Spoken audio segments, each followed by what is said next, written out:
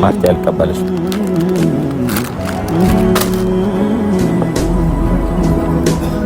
ነገር ማለት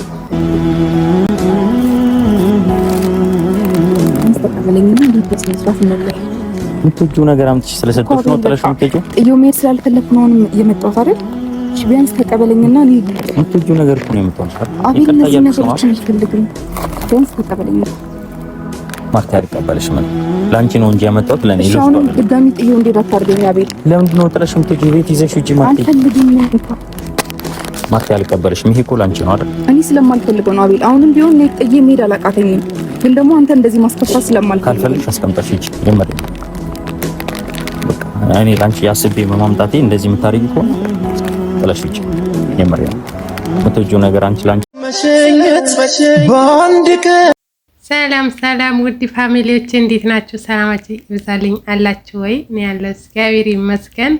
ከእንግዲህ ማርቲና አቤላ ድጋሚ መጡ። ለአብርሃም ስመክር የነበረው ምክር ለራሱ ይዞ መጣ።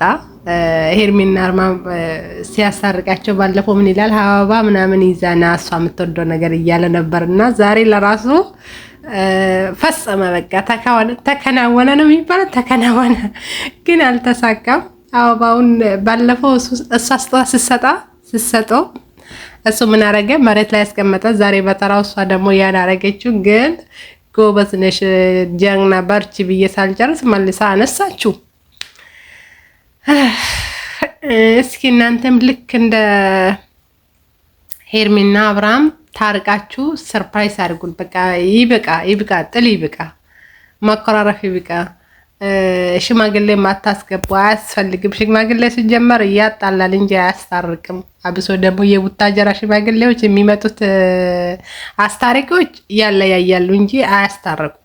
ስለዚህ ይቅርባቸው። ልክ እንደ አብርሃም እና ሄርሚ በውስጥ ጨርሳችሁ ተላቅሳችሁ ኑ። እሺ ከጨረሳችሁ በኋላ ወደኛ እንደ ሀሳብ ነው እና ከዛ በተረፈ እንደሚው ይቅርታ እንደሚልሽ ታውቂያለሽ። ካልፈለግሽ ለምን መጣሽ? ማርቲ ደግሞ አምሮብሻል፣ ማሻአላ ጸጉርሽ ያምራል ምናምን ነገር።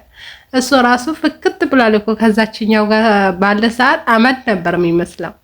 አሁን ግን ጥርት ብሏል። እናቴ እንዴት ነው እነዚህ ሰዎች ጋር እነ ማርቲ እነ ሄርሜ እነሱን ሁለት ነው የተጠጋከው። በቃ ሻይን ነው የሚሆነው። እንዴት እንደሚያምርባቸው እውነት።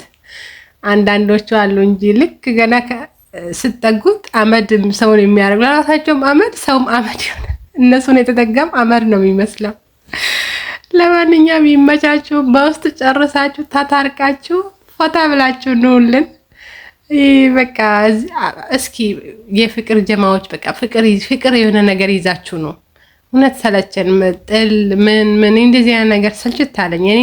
ቤተሰቦች ግን እንደኔ ስልችት ያላችሁ ሰው እስኪ ኮሜንት ላይ ጻፉልኝ። የምር በውስጥ ጨርሳችሁ ነው ደግሞ ስታምር ማይ ዛሬ አምሮበታል ከነ ኮፍያው ምናምን